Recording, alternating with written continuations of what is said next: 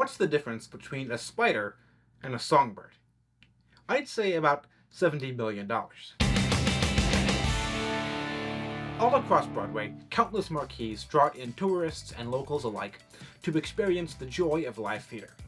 The unique and innovative works that have played these stages prove that everyone can find a show that they like, but only one of these can claim the elusive title of perfect musical. Moulin Rouge. Wait, no, actually, Company.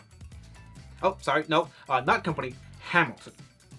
Okay, it seems like no matter how many Tonys a show has, how many tickets it's sold, or how many good reviews it's gotten, there will still be people that dislike it. I guess no show can really be perfect. That doesn't stop all of them from trying, though. Sometimes the push to try to be as perfect as possible can result in record-breaking success.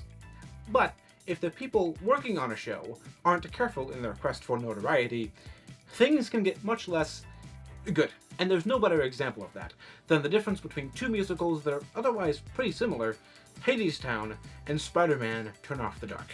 Let's take a trip back to the 2019 Tony Awards, an absolutely wild night.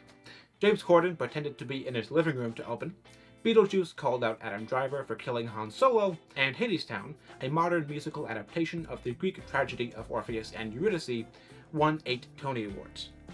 It was widely praised for its inventive lyrics, unique storytelling, and gripping message.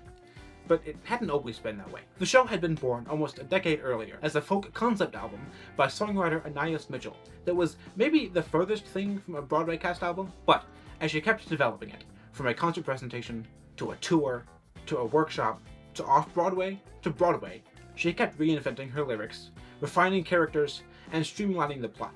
Changes that critics all agree skyrocketed the show to Broadway fame. Please help me welcome Amber Gray and Patrick Page, who play Persephone and Hades in Hadestown. We are thrilled to be here at your tiny desk. Tony Award for Best Scenic Design of a Musical goes to Rachel Hawk, Hadestown. Please welcome the outrageously talented cast of Hadestown. That process of development, though, worked much less well for 2010's Spider-Man Turn Off the Dark, where music group Bono and the Edge wanted to do something spectacular.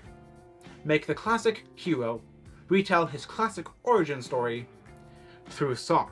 As Anais Mitchell was starting to write Hadestown, Bono and the Edge, along with director Julie Taymor of Lion King fame, were about to open their web-slinging musical at the Foxwoods Theatre in New York. When they did, it bombed. Reviews were consistently terrible, the lyrics were criticized as dull, and the characters as boring and underdeveloped. The team decided then to fix it. They made changes constantly, through workshops, through previews, and even through opening night. The show kept changing, but each wave of these changes just seemed to bring more problems and even more changes. Spider-Man's landing on Broadway has been delayed again. Now, one of the lead actresses who suffered a concussion on stage is leaving the show. A cable attached to Tierney's harness apparently snapped. Producers immediately ended the show, and Tierney was taken by ambulance to a local hospital, where he is in serious condition. What would you have done differently to prevent things from turning so ugly? Not take the job. Both shows seem to have walked the same path. But Hadestown just beat The Sound of Music in how long a show can run, and Turn Off the Dark lost almost $60 million in its run. So what's the difference? Throughout Hadestown's development, critics routinely called the characters poorly defined, and the themes vague at best. Despite Anais Mitchell's years of work to improve things, one critic after Hadestown's opening still said it lacks something vital, and that it reminds me of a handsome ancient statue that is missing its head. In response, Anais Mitchell did nothing. If she had kept changing key elements of the show, even through opening, just to make critics happy, Hadestown might never have found its footing, and likely would have closed. And if Spider-Man Turn Off the Dark had just let the show breathe, it might have succeeded. Sure, the reviews were terrible, but that's not a complete death sentence.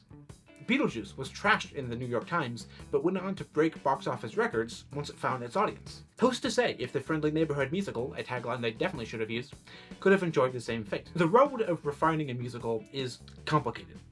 But every road, no matter how long or winding, has to have an endpoint.